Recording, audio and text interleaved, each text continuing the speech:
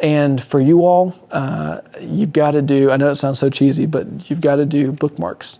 Like, I know that sounds so silly, but it's like it'd be worth the money to invest in some branded bookmarks, whether they're just laminated paper or you get something a little nicer, something like a thin plastic or something like that, because people will hold on to them. I've got the same bookmarks that I had whenever I graduated high school, right? It's like I use that thing. I put it in whatever book I'm reading. So, and it's just it becomes sentimental. It's like, oh man, this thing's been through so many books with me, So, and you can toss your information on there. You can put the ways people can interact with your brand on there. You can put all these different things, and it's a constant, every time they open up, they're remembering where they got this book, how valuable this book is, this experience that they're having in their home, you get to now be a part of because you've given them this thing to take home with them. So, yeah, we actually have, she got a stamp made, and we offer to stamp every book that we sell. Oh, that's cool. That's super cool. I stole the idea from a different bookstore, so I can't take credit. But no, that's okay. It's now your idea. Yeah, that's right. That's the way that works. Yeah. It's an A that has a bookmark as like the part that goes across.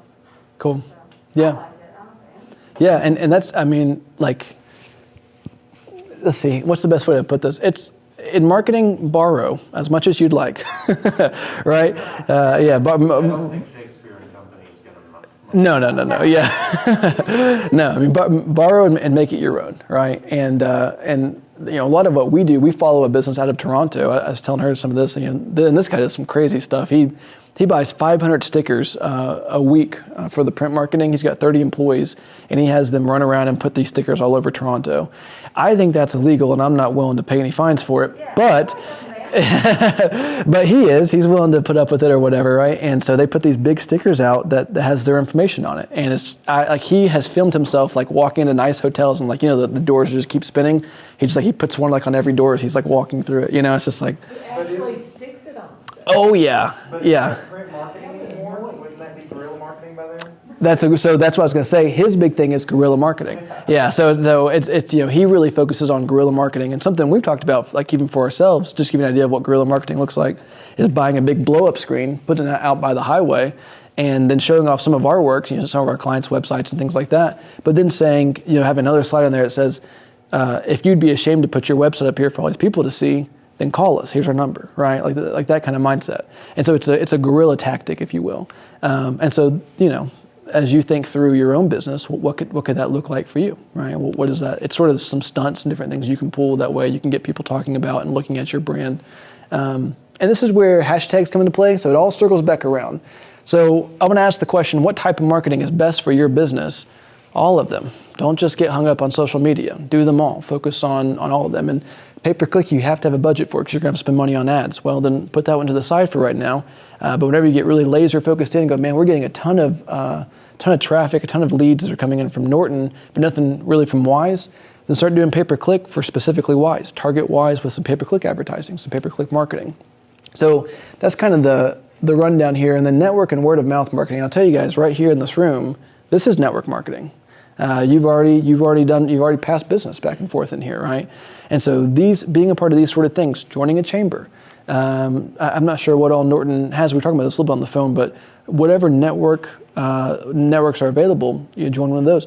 I met Jonathan in a BNI group, Business Network International group, and I've been in it for 5 years, and you've been in it for 9 years, yeah. And I just to give you some like rough numbers. I think membership in my BNI group is like $1,000 a year. Last year, I pulled $30,000 out of that group. So that's a pretty good return on investment. Spend $1,000 in marketing and make $30,000 from it, right? And so find some networking groups, paid or unpaid, doesn't matter. You're going to meet people, you're going to rub elbows. They may have capital they're willing to give you. They may have ideas, they may have connections, all of the above, right? So networking and word of mouth. And this is the last thing. If you don't ask for it, right, you got to go back to your to our chart here. You got to call them to action. If you don't ask them for a referral, they're not going to give you one. You do a great job for someone. Oh, wow, this is beautiful. I wish my grandma was still here so she could see it. That's awesome. If you know anyone else that needs this, please tell them to call me. You just ask them for a referral, and they're like, I will, right? Whenever someone comes over for Thanksgiving, wow, this table looks great.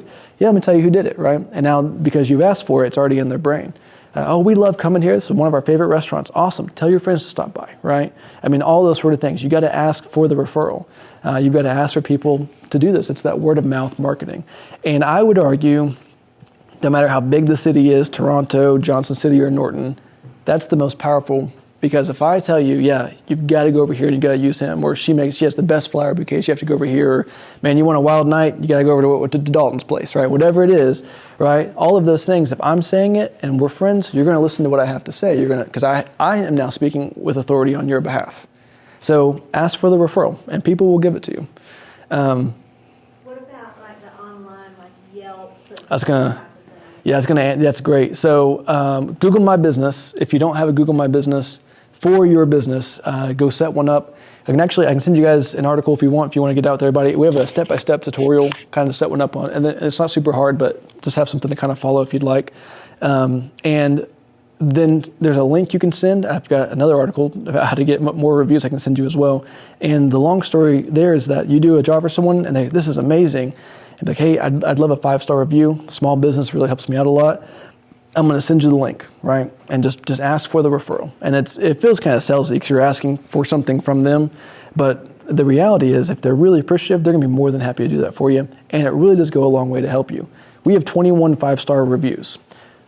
One of my competitors has 44. So we only look half as good as they do, right? But a year ago, we only had 1 5-star review. So it's like a year from now, we'll be caught up with them, right? And a year really isn't that long of a time. The older I get, the more I realize that a year isn't a long time at all. It goes quick, right?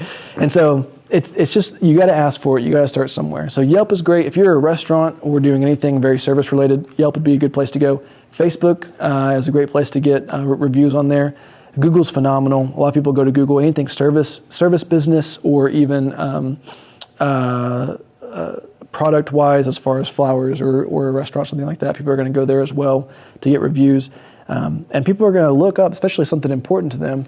I want to see what this guy's work looks like. I want to know if I can trust him. What have people said about him? If they go and see 5 to 10, 15, 30 5-star reviews, because I'm sure this guy does pretty good work. We can trust him with our grandma's whatever, you know.